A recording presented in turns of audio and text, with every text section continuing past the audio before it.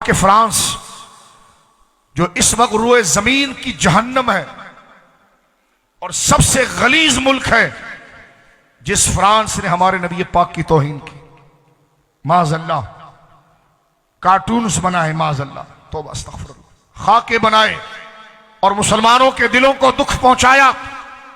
आज पूरा आलम इस्लाम, आपको पता है ना फ्रांस के खिलाफ एहतजाज हो रहा है, पता है ना। लेकिन मेरे दोस्तों देखो, अगर वो खाके बनाकर, कार्टून बनाकर माज़अल्लाह हमारे नबी पाक की तौहीन कर रहा है, तो हम उसको जवाब देंगे। लेकिन उसको जवाब वो देंगे क्योंकि उसकी चिढ़ हमारे नबी से है, तो हम उससे कहेंगे कि तू मोहम्मद सल्लल्लाहु अलैहि वसल्लम से चिढ़ रहा है और हम मोहम्मद अरबी के गुलाम हैं। तो फिर मोहम्मद अरबी का साथ कैसे होगा जब उनके निजाम को जुड़ा जाए, जब हमारे चेहरों पर दाढ़ियां हो। का तू एक दाढ़ी वाले से चिढ़ा है, हम सब ने अपने महबूब की गुलामी में दाढ़ी रख ली है। तू चिढ़ा है हमारे नबी से कुरान की वजह से, अब हम सब कुरान पढ़ेंगे, क्योंकि जाहिर सी बात है वो अंग्रेज हमारे सामने होता तो हम उसकी हथौड़ियां निकाल देते, फाड़ देते उसको।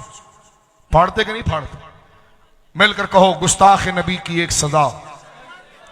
ये सर जो है ना, ये सर, ये तन से जुदा, जो नबी की गुस्ताखी करे उसकी गर्दन उतारी जाती है। बोलो सुभान अल्लाह। तवज्जो है, वो जिंदा रहने का मुस्तहिक नहीं। कुत्ता अगर बावला हो जाए तो उसको मार डालो, उससे माशरा बच जाएगा। वो डाकू जो लोगों को लूट रहा है उसको मार डाले, पुलिस मार देती है, इदारे मार देते हैं, क्योंकि वो इंसान को मारना नहीं होता, वो शैतान को मारना होता है। उस एक गलीज आदमी की वजह से सारा माशरा परेशान था, उसको मारने से सारा माशरा बच गया। क्यों? इसलिए कि माशरे की इज्जत। तो लिहाजा कायनात की सबसे बड़ी अजमत वाली शख्सियत जनाब रसूलुल्लाह है, जो उनकी तौहीन करे उसने सारे लोगों को मुश्तइल कर दिया। तो उस खबीस को मार कर सबको सुकून पहुंचाया जाए। बोलो सुभान अल्लाह।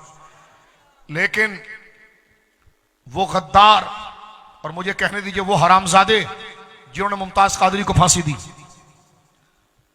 वो हरामजादे सारे, उन्होंने फांसी दी, तो इससे इस्लाम का फायदा हुआ या दोबारा काफिर ने तौहीन की? लेकिन मेरे मुसलमानों, इस कानून को याद रखो कि गुस्ताख नबी लायक इज्जत नहीं।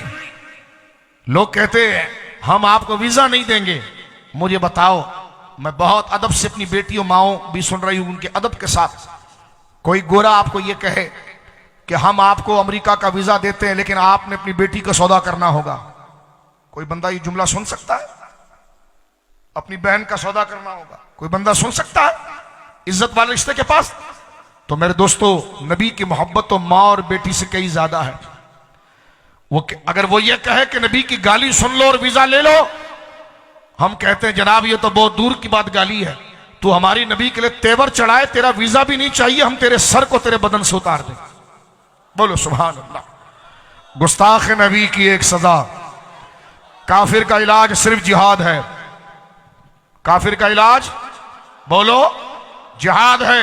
गुस्ताख नबी की एक सजा, सरतन से जुदा, सरतन से जुदा। गुस्ताख नबी की एक सजा, सरतन से जुदा, सरतन से जुदा। सुन लो हरामजादो, मुसलमानों के दिल छन्नी है, हम उस बंदे की हिमायत नहीं कर सकते जिसने हमारे नबी को धोखा दिया है।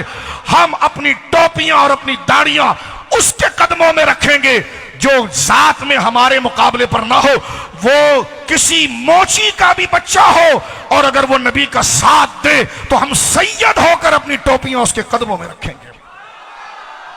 लिहाजा मेरे दोस्तों, इस बात को जहन में रखें, हम गुनाहगार हैं लेकिन गद्दार नहीं।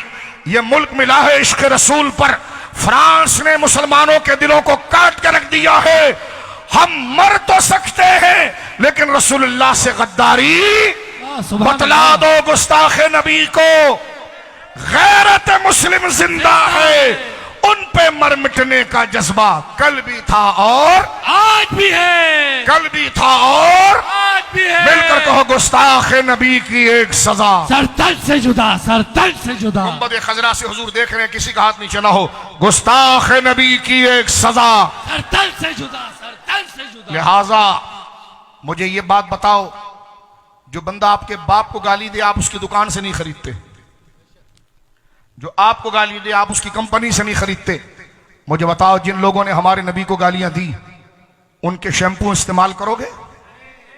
आज मेरे बच्चों ये लिख लो अपने पास, मैं तुम पर ठोंसता नहीं, सिर्फ गैरत जगा रहा हूं। क्या हम इतने बेगैरत हो गए हैं कि एक बंदा हमारे नबी को गालियां दे और हम अपने मुंह को गोरा करने के लिए उसकी क्रीमें लगाएं? एक मुल्क हमारे नबी को गालियां दे और सरकारी सतह पर देखो कितनी बड़ी बदमाशी है, कितना बड़ा। ऐसा नहीं कि किसी एक बंदे ने, माज़अल्लाह गवर्नमेंट है, गवर्नमेंट। मैं सलाम पेश करता हूं फ्रांस के उस शख्स को जिसने एक प्रोफेसर का पूरा सर उतारा।